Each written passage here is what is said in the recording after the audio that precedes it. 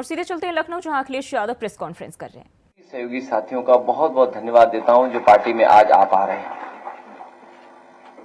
मदन गौतम जो हमारे ही जनपद के हैं, हमारे साथ रहे, कई बार के विधायक हैं।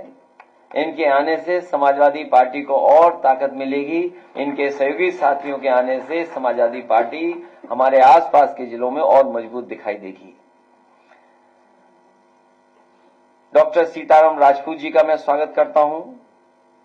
परवेज आलम जो बहुजन समाज पार्टी छोड़ करके आए हैं, मैं उनका और उनके सभी सहयोगी साथियों का बहुत बहुत स्वागत करता हूं। इलियास अंसारी साहब, जिन्हें हम मना लेते तो शायद हमारे साथ ही रहते,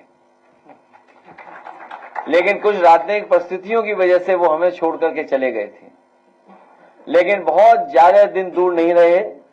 आज पुनः समाजवादी पार्टी में और इस आंदोलन की मदद करने के लिए आए। मैं उनका भी बहुत बहुत स्वागत करता हूं और हमें उम्मीद है कि वो और उनके सभी सहयोगी साथी मिलकर के समाजवादी पार्टी की मदद करने का काम करेंगे।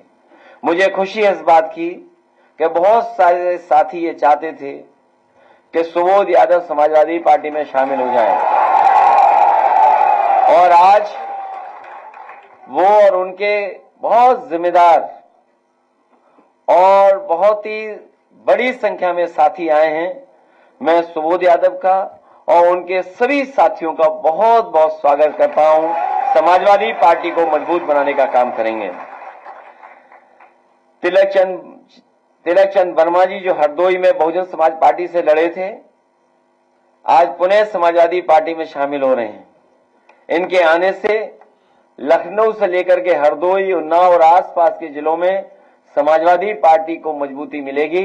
इनका समाज और खासकर बहुजन समाज के लोगों को जोड़ने का काम करेंगे। इससे आने वाले समय में जो 2024 में चुनाव होने जा रहा है, उसमें बहुत बड़े पैमाने पर सहयोग मिलने जा रहा है। लतेश बिदोड़ी जी राष्ट्रीय युवा लोकदल छोड़ करके आए हैं। हम उम्र हैं, नौजवान साथी हैं। ये लंबे समय तक हमारी पार्टी के साथ जुड़ करके समाजवादी आंदोलन को मजबूत करेंगे। मैं इनका भी बहुत बहुत स्वागत आज समाजवादी पार्टी में करता हूं।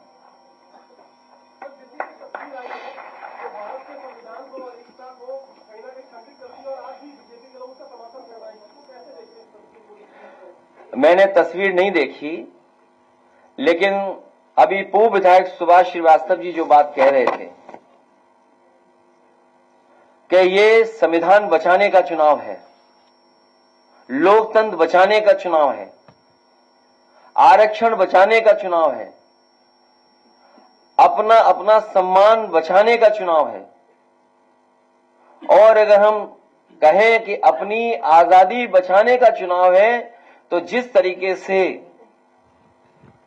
कभी मंथन हुआ था, ये समुद्र मंथन की बात जो हुई है कभी, ये संविधान मंथन का समय है। एक तरफ वो लोग हैं जो संविधान की रक्षा करना चाहते हैं, दूसरी तरफ वो लोग हैं जो संविधान को खत्म करना चाहते हैं।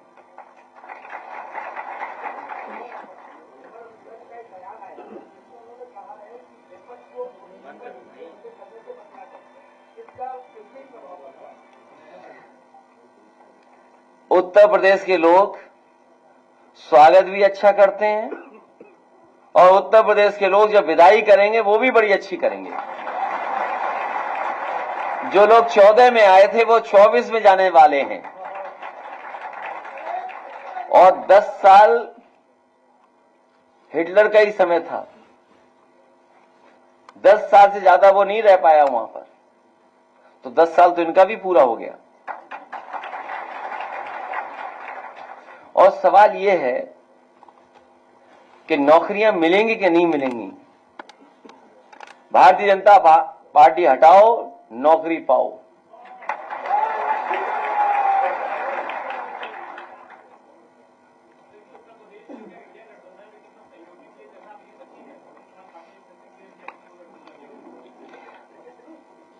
जिसका दाना उसका गाना। प्रेस के लोग आप भी बचिए।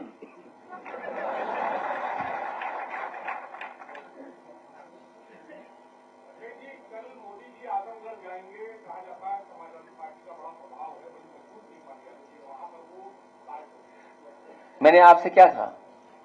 उत्तर प्रदेश की जनता स्वागत भी अच्छा करती है और विदाई भी अच्छा करती है।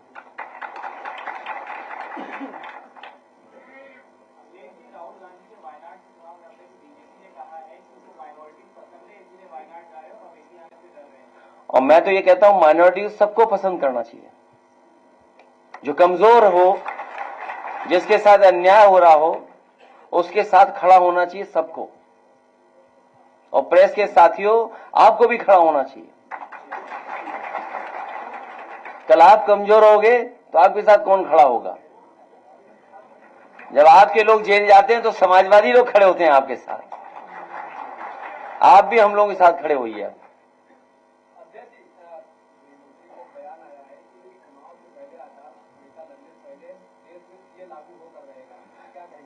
आचार संहिता तब मैं मानूंगा लागू हो गई जब डीजीपी हट जाएंगे, पुलिस के अधिकारी हट जाएंगे। पहले तो आचार संहिता लगती थी, उसके बाद अक्सर जो अधिकारी बहुत दिनों से जमे रहते थे उनको हटाया जाता था। देखते हैं ये सरकार कितने अधिकारियों को हटाती है।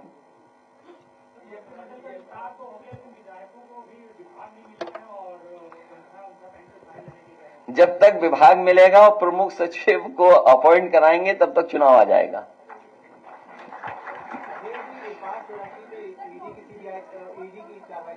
देखिए, जितने भी ये सीबीआई, ईडी, इनकम टैक्स जानबूझ करके सरकार भेजती है जिससे लोग डर जाएं और घबरा जाएं और फंसाने का काम करती है।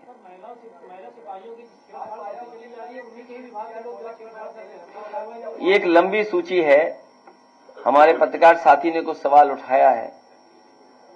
ये बहुत एक लंबी सूची है। अगर पिछले 7 साल का हम लोग गिने तो देश में सबसे ज्यादा इस तरह की घटनाएं उत्तर प्रदेश में हुई हैं।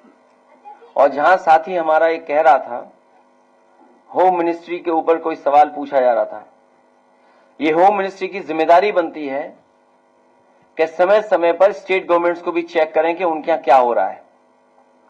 अगर पुलिस ही भक्षक बन जाएगी, जिनसे हमें उम्मीद है कि न्याय मिलेगा, अगर वही अन्याय करेंगे तो आप न्याय के लिए कहां जाएंगे?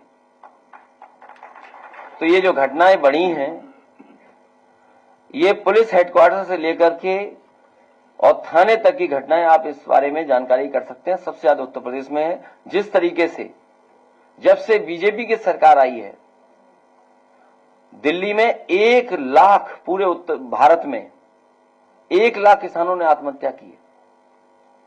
सोचो, जिस देश में 10 साल में 1 लाख किसान आत्महत्या करता हो, जहां पर यह बताया गया हो कि आय दोगुनी हो जाएगी, यहां जितने लोग बैठे हैं सब किसान परिवार के हैं।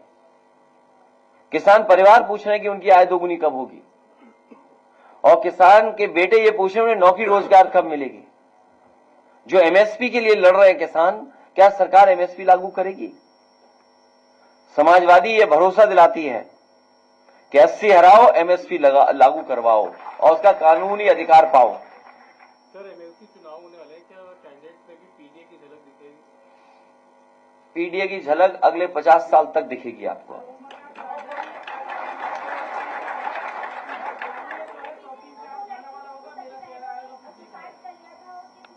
वो गंभीर मामला है जहां 2 बहनों ने आत्महत्या की और पिता ने भी जान दे दी। ये बहुत गंभीर विषय है। कम से कम बीजेपी को न्याय दिलाना चाहिए परिवार को, और कहीं ऐसी घटना दोबारा उत्तर प्रदेश में न हो, उसके बारे में भी सरकार को सोचना चाहिए। जो लोग जीरो टॉलरेंस की बात कर रहे थे, उनका कानून व्यवस्था उत्तर प्रदेश में जीरो हो चुका है।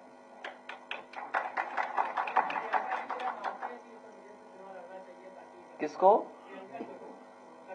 मैं तो चाहता हूं आप भी कोई सभासद का चुनाव लड़ लो। अब चुनाव सभासद का है ही नहीं तो क्या करें हम, बताओ? ये कोई बात हुई? अरे किसी लीडर और पॉलिटिकल पार्टी तय करेगी, हम क्यों तय करेंगे? अब हम कहेंगे मुख्यमंत्री जी को चुनाव लड़ना चाहिए, ये कोई बात हुई? अब मुख्यमंत्री जी अगर लड़ना चाहे तो बताओ। नहीं, कोई क्षेत्र नहीं ना इनमें बनाया नहीं इन्होंने कोई। मुझे जिला नहीं पता ना, मैं विचार कर सकता हूँ इनके पास। कौन जिले के हो आप? लखनऊ? नहीं, रविदास जी हैं, अब आपको मौका नहीं मिलेगा। रिजर्व सीट है, मोहनलाल कैसे दे दूंगा?